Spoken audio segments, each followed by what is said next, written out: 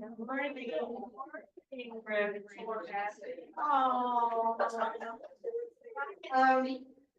Hello, friends. Today we're diving back into our Praying Shapes Believing and our class on the Book of Common Prayer.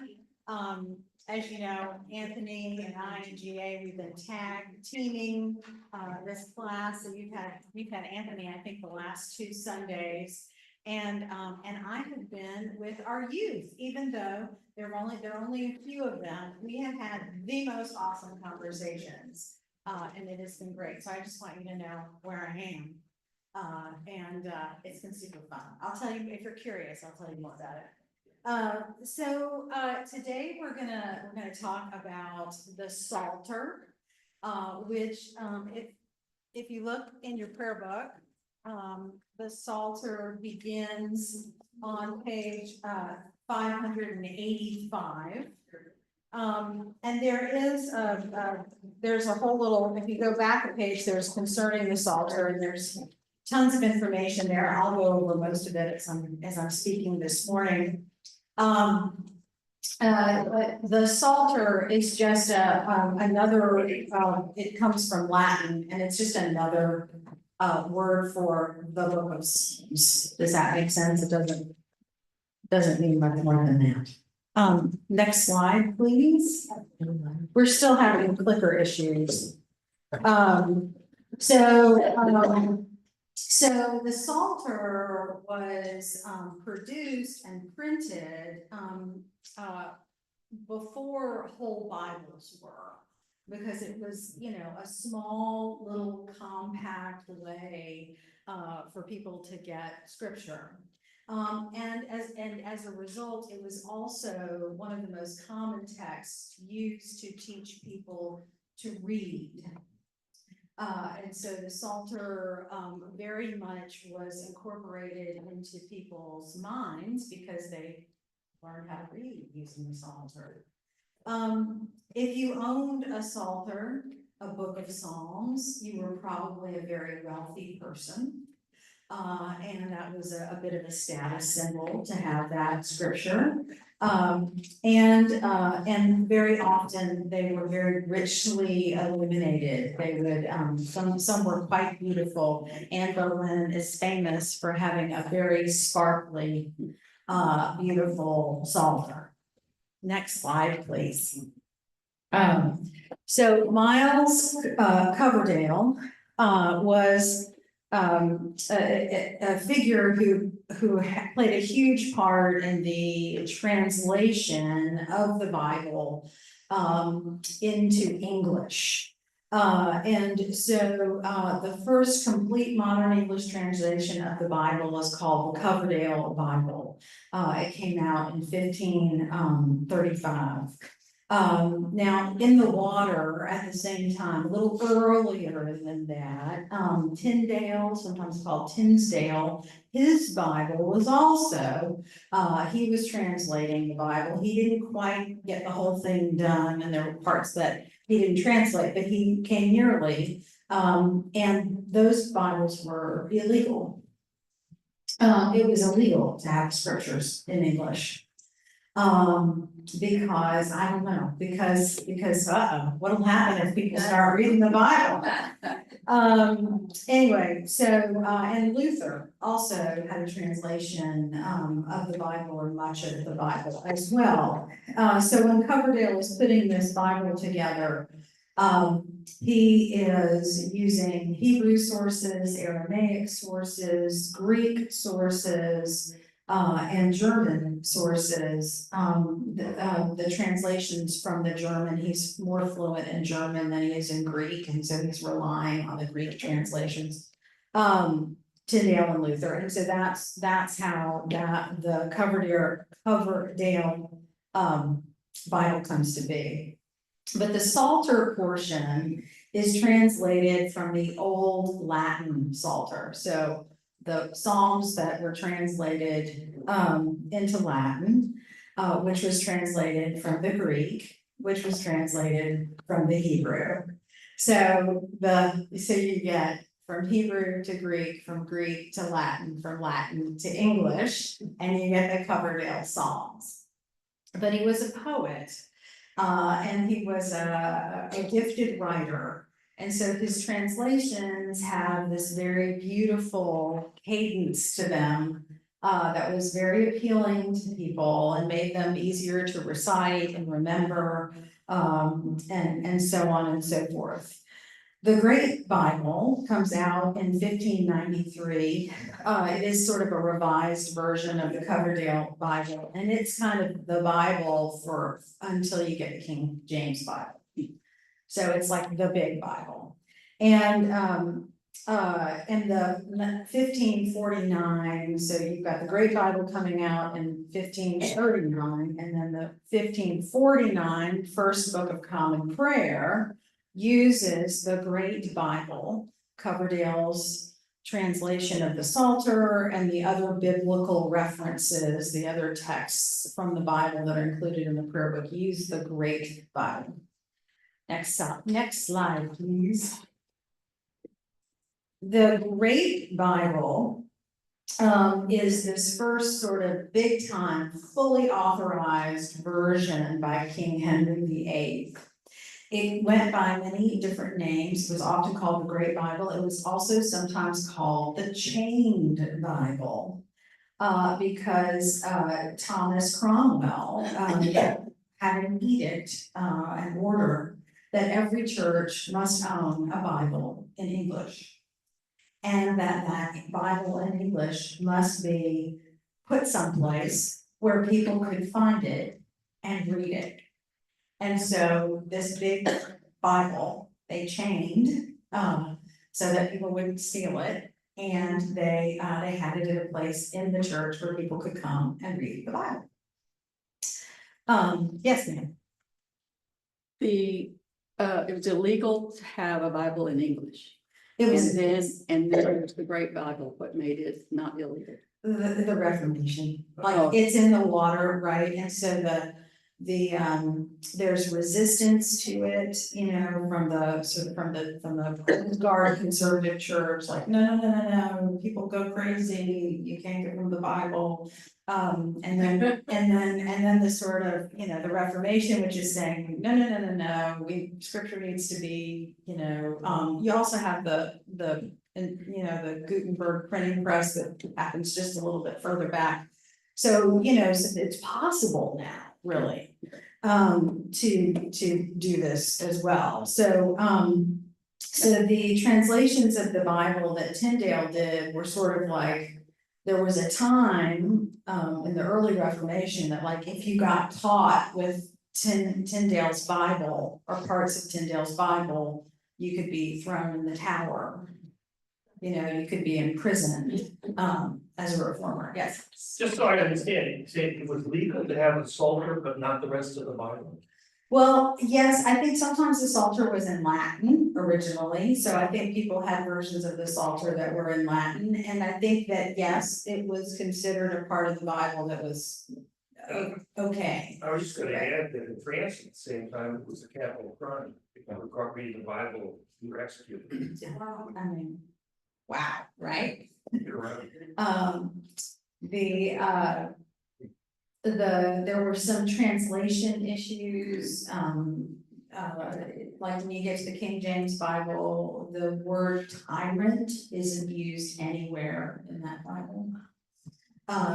Words for kings and whatnot, like there's very careful attention paid to kind of preserving the monarchy. The preface of the Great Bible was written by Thomas Cranmer, our friend who put together the prayer book, and so sometimes people called it Cranmer's Bible. But it contains Coverdale's Psalm translation. There are reactions to this fully authorized version of the Bible. Some advocate that it be translated back into Latin. So from the Latin Vulgate into English, and then from the English back into Latin. But that doesn't quite fly. Everybody says, no, that's silly. And then eventually it ends up being prohibited for only the upper class can read the Bible. That's in the sort of backlash after all the things happen. Next slide, please. Then you've got the King James Bible, which comes out in 1611. I'm sorry, there we go, right there, yeah, King James Bible. And the next big revision of the Book of Common Prayer comes in 1662. And for all of the scripture references in the 1662 Book of Common Prayer, they are now going to use the King James Bible. Okay. And just between the Great Bible and the King James Bible, you really get modern English. I'm not an English scholar, so I know that, there's Middle English and all the different Englishes that kind of work their way through, but this really is a consolidation of the language. Because of course, now you've got this common thread, right, kind of going everywhere.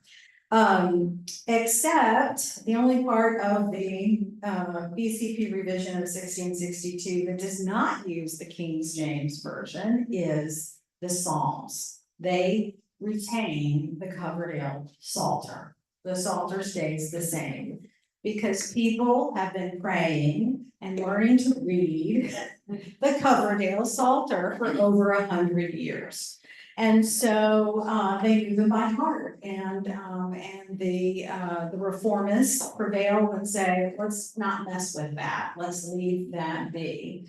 And so the Coverdale translations of the Psalms continue through the prayer books up until and including the 1928 prayer book in the Episcopal Church. So we keep that translation for a really long time. The next slide. I have a quick question. Uh-huh. So technically, the Church of England still uses the 1662. Uh-huh. Are they still using the Coverdale? Yeah. Oh, wow. Yeah. And Coverdale's translation is it's poetic, lyrical, rhythmic. It's just got a lot of things going for it, and so it's sort of beloved. And we, as times have changed, we are Eucharistically focused on Sunday, but the pattern of Christian life included a lot more daily office, a lot more of saying of morning prayer and evening prayer, not just in the monastic tradition, but really in the world. And the Psalms are a huge part of that. And so depending on where you are at one point in time, you might say all 150 Psalms within a week. You might say them all within a month. In our current prayer book, if you follow the daily lectionary, you will read all 150 Psalms within 7 weeks. There's a 7-week cycle with 2 tiny little exceptions. So for the 1979 Book of Common Prayer, there is a re-examination of the original Hebrew texts, right? So we, and Fuentes, go to the sources, right? So there's in that liturgical renewal movement, there's a return to the sources, to the Hebrew texts. And so trying to kind of clean up the translation a little bit there to make sure that the translation is reflecting kind of more of the sentiment of its religious original source. However, in this translation of the Book of Common Prayer, they work very hard to retain that rhythmic expression and poetry that characterize Coverdale's work. So it's not Coverdale's work, but they try to preserve like the Coverdale vibe.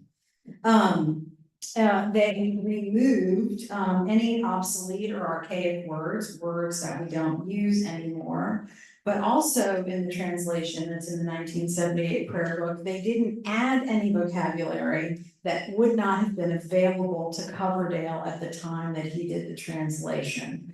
So that if you're using Rite 1 Eucharistic prayer or Rite 1 daily office, when you go to read the psalm, it doesn't sound like you jumped, forward a million years, right? So that there would be some continuity to share between the two rites that are in the Book of Common Prayer. So I think that's all kind of interesting, don't you? I wanted y'all to have a little bit of that history. Any questions so far? We get, yes, ma'am. I just want to add one thing that I think is kind of fascinating is that if you look up Bible Gateway in your search engine, to see how many languages worldwide the Bible has been translated into, it is just incredible. And the dominant language that has tons and tons and tons of translations is in English. And somebody told us, we lived in France for a while, somebody said, your kids are so lucky, they speak English. And, you know, we kind of take it for granted that all this stuff has been translated into English, but it's just something that we're lucky that English has become really what Latin used to be. And we think about the role of Greek and Latin, and today it's English. Right. That's fascinating. Another thing to note about the translation that is in the 1979 prayer book is that the Lutherans liked it so much, they put it in their worship book when they were redoing their thing. Okay, yes. I have one comment, because you were talking that the Psalter was made so people could read it.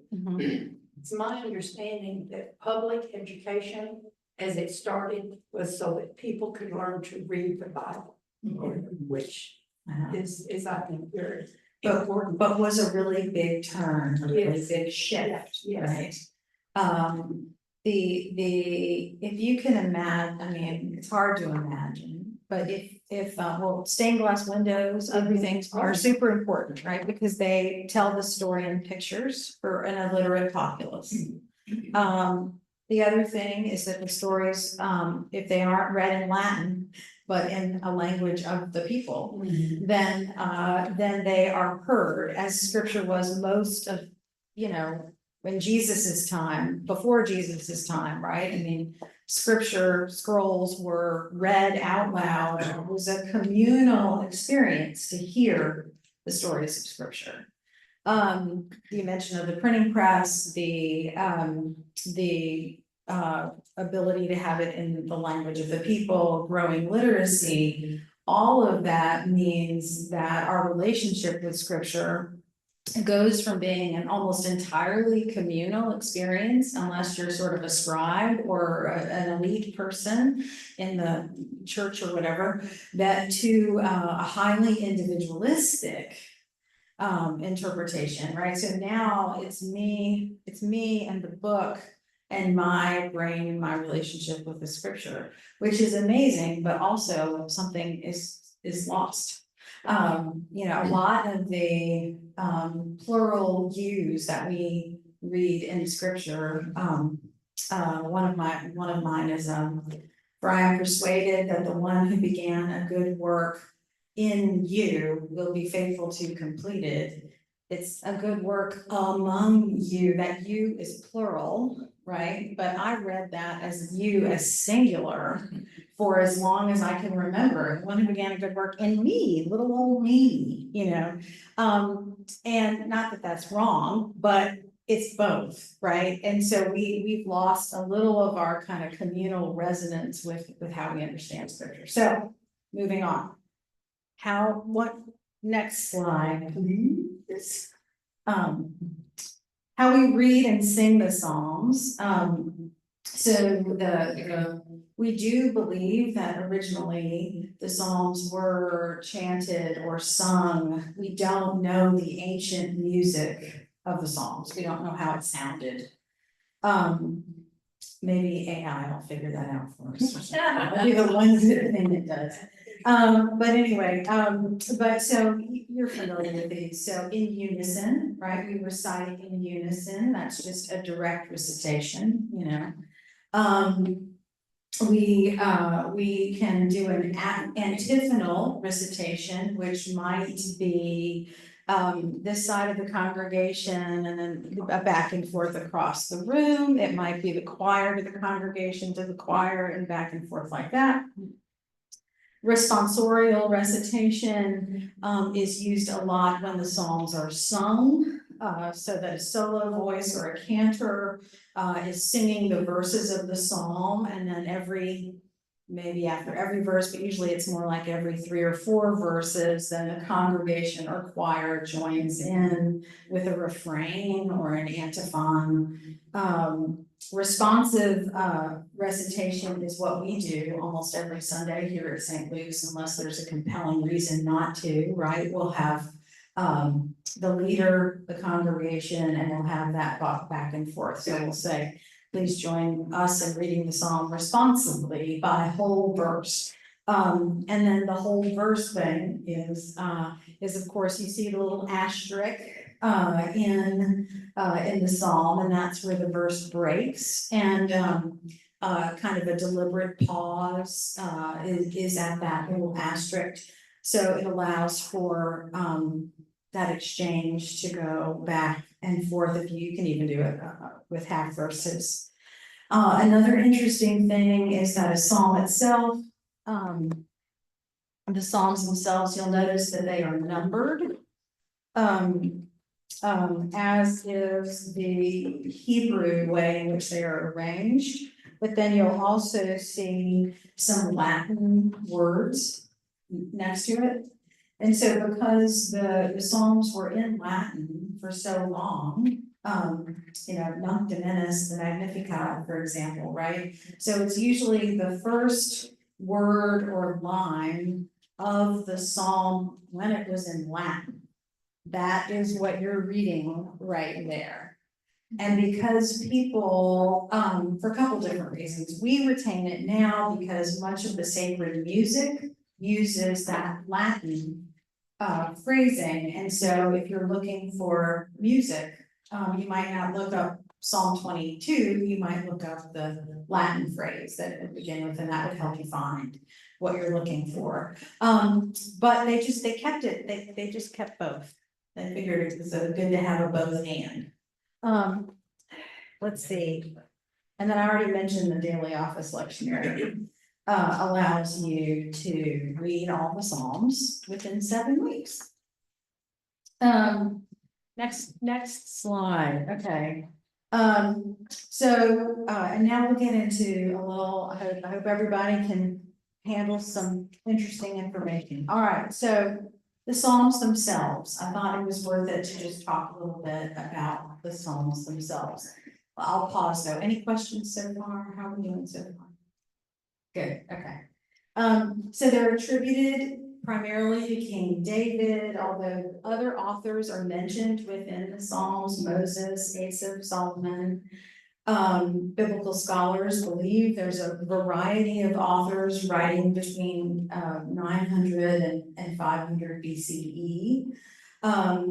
We have evidence going in the 900 age direction. There are things that are borrowed from Canaanite religion. So there's evidence of resonances kind of culturally at that time that help us ground that.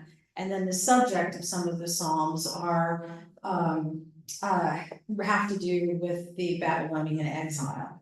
And so that sort of helps us get a sense of the time frame over which these Psalms were created and became a part of the community. In 1586, 7 BCE, you have the destruction of the temple, Solomon's temple in Jerusalem. King Nebuchadnezzar of Babylon comes in, and about 10% of the population is brought into exile in Babylon. So they don't take everybody that's living there. That would be a lot of people.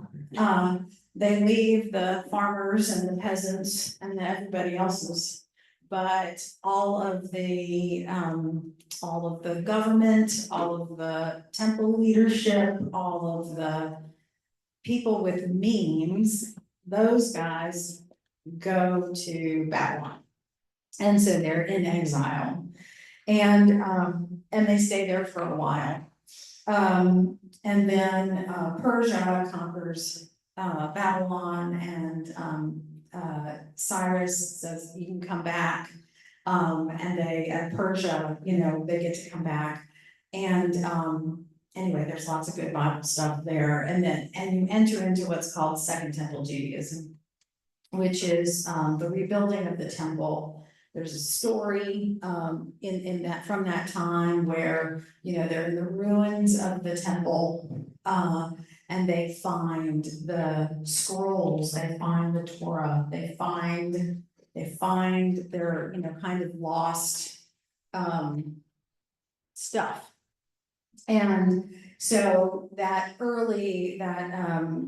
Second Temple Judaism post-exilic period is a time when there's tremendous energy put into sort of gathering, organizing, editing, codifying the Holy Scriptures that have come before. That, as you recall, are all on scrolls, that are passed around, so there's slightly different versions, and there's all that. So they're pulling all of that together.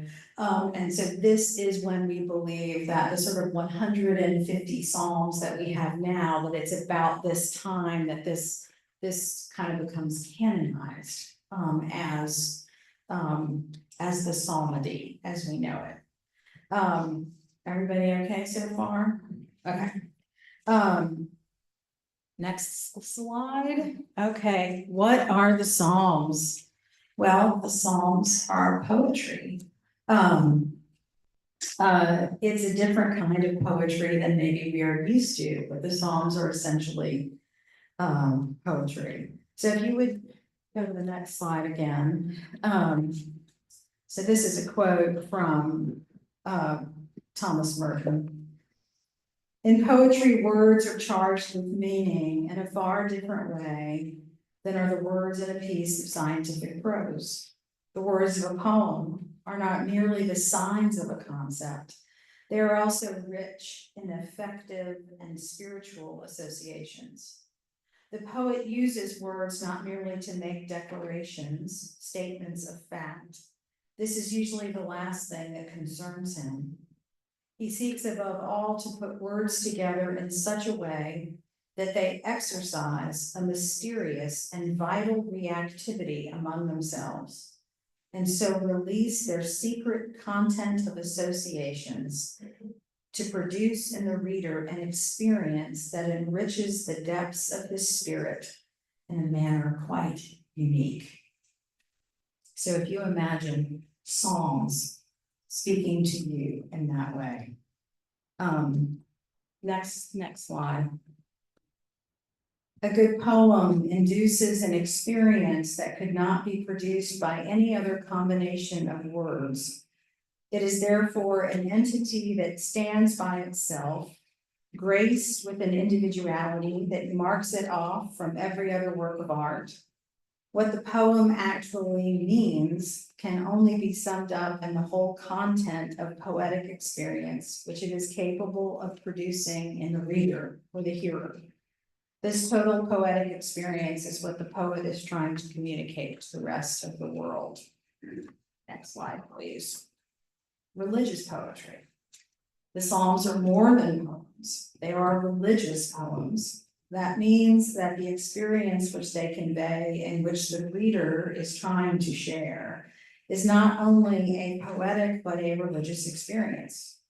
Religious poetry, as distinct from merely devotional verse, is poetry that springs from true religious experience. Anyway, more Merton. And then we'll just switch to C.S. Lewis. Next slide. C.S. Lewis says, the Psalms must be read as poems, as lyrics, with all the licenses and all the formalities, the hyperboles, the emotional rather than logical connections, which are proper to lyric poetry. So, that gets you. You're with me? Poems. So, let's keep going. Next slide. So features of Hebrew poetry that are discernible in English. So there is a lot that's lost, right? From ancient Hebrew, into the translation of English. There are cadences and rhythms and rhyme schemes and all kinds of other things that we can't hear. That's why Coverdale's translation is so important, right? Because trying to bring that rhythmic sense. So parallelism is the primary feature of what we find in the Psalms. Next slide, please. There's different kinds of parallelism. There's a synonymous repetition parallelism, so you sort of hear the same thing twice but differently. So the Lord is my light and my salvation, whom shall I fear? The Lord is the stronghold of my life, of whom shall I be afraid? Right? So that kind of repetition, you'll see that often in the Psalms. Oh, bless the Lord, my soul, and all that is within me, bless his holy name. So there's a repetition of an idea, an intensification of that idea, or a broadening of that idea. Next slide, please. There's antithetic parallelism. And he led them in a cloud by day and all the night by a fiery light. So you've got day and night, cloud and fire. For the Lord watches over the way of the righteous, but the way of the wicked will perish, right? So you've got those contrasting forms of parallelism. And then next slide, please. Expansive parallelism. This is a scary one. I'll read the second one first. Psalm 18 verse. Smoke went up from his nostrils, and devouring fire from his mouth. Glowing coals flamed forth from him. Right? Like intense, right? A happier one. My mouth is filled with your praise. All the day with your lauding, right? So we're kind of taking an idea and expanding it outward. The other feature, next slide, please. The other feature of the Hebrew poetry and the poetry of the Psalms is imagery, metaphor, and simile. In the heavens, he has set a tent for the sun, which comes out like a bridegroom from his wedding canopy, and like a strong man runs its course with joy. And then Psalm 114, the sea looked and fled, Jordan turned back, the mountains skipped like rams, the hills like lambs. So, isn't that cool? All right. As we said before, there are limits to translation. Next slide, please. How do you like that picture? He who reads the Bible in translation is like a man who kisses his bride through a veil. Which, unless we're all gonna learn Hebrew and Greek, we're gonna have some trouble here, but we just need to be aware, Anthony he's a great exegetical preacher in that he really does a lot of word study. And he will help with that. He'll do it today. Where one of the ways we look at the meaning of a word is we see where else it's used. That's what concordances are for, How many other times is this particular word used in the Bible? And we look and see where it is and we see how it's referred to, and that helps us try to sort of figure out what its meaning might be, as well as contexts. All right, we're getting close to time. And I'm trying to decide what I want to talk to you about the most. Let's skip the next 3 slides until you get to one. Keep going.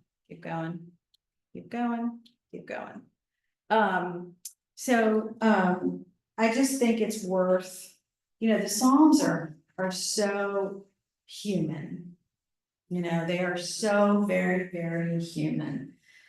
They speak to the fullness and complexity of our life and our life experience. And so you will note in the Psalms, there are different kinds of Psalms, and there are different, and some Psalms sort of start out one way and then turn into something else. And so sometimes they're hard to sort of strictly categorize all of the Psalms, but there are just some things to note. And so I want to raise those to you. There are imprecatory Psalms. That is the nice way of saying Psalms of vengeance.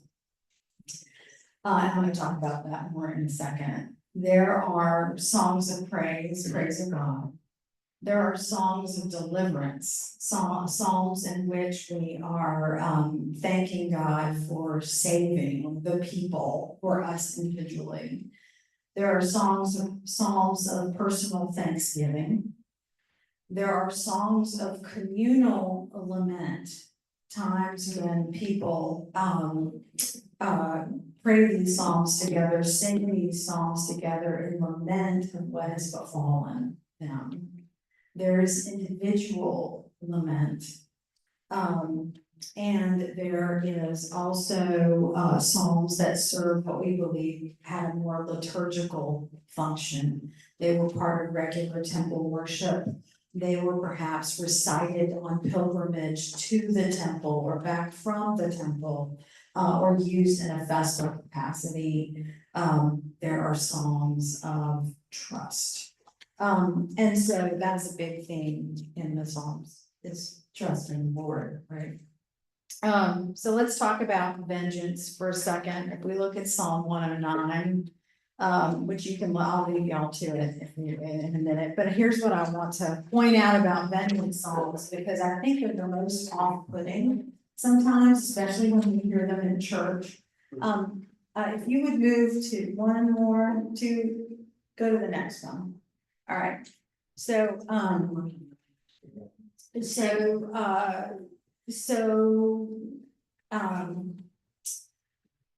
the vengeance psalms, it can be easy to miss, but if you read carefully, you will notice that these psalms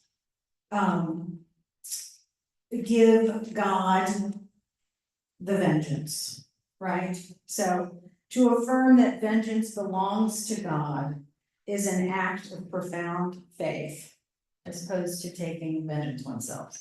Conversely, to try to keep some vengeance for self and to withhold it from God is to mistrust God, as though we could do it better than God. Affirmation for God's vengeance is in fact a kind of yielding. It's a letting go that we are powerless to extract vengeance. And so often in 109, you'll hear this, these people are out to get me. They are enacting vengeance on me, right? They're doing terrible, terrible, terrible things to me. But God, you're gonna flip the script and you're gonna do it all to them, aren't you? Right? The Psalms make room for rage. The Psalms make room for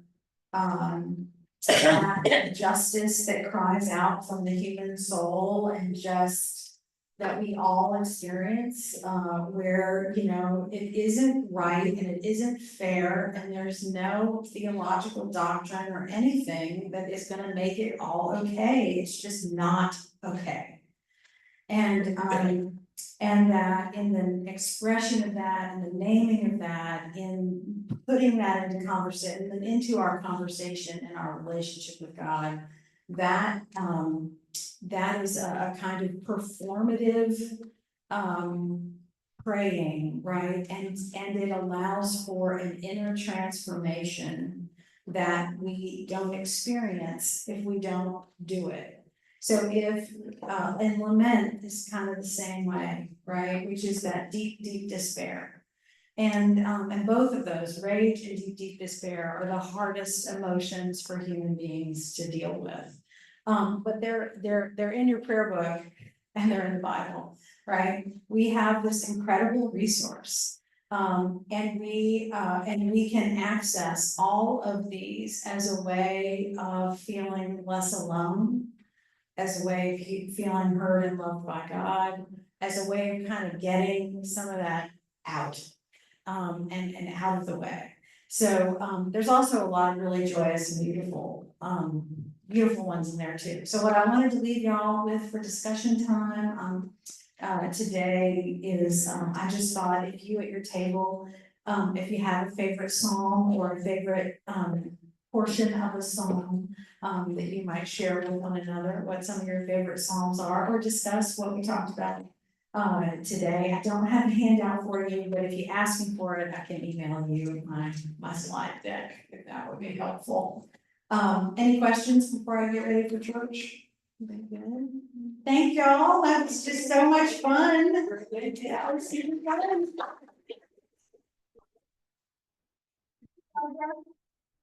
Alrighty, okay, well.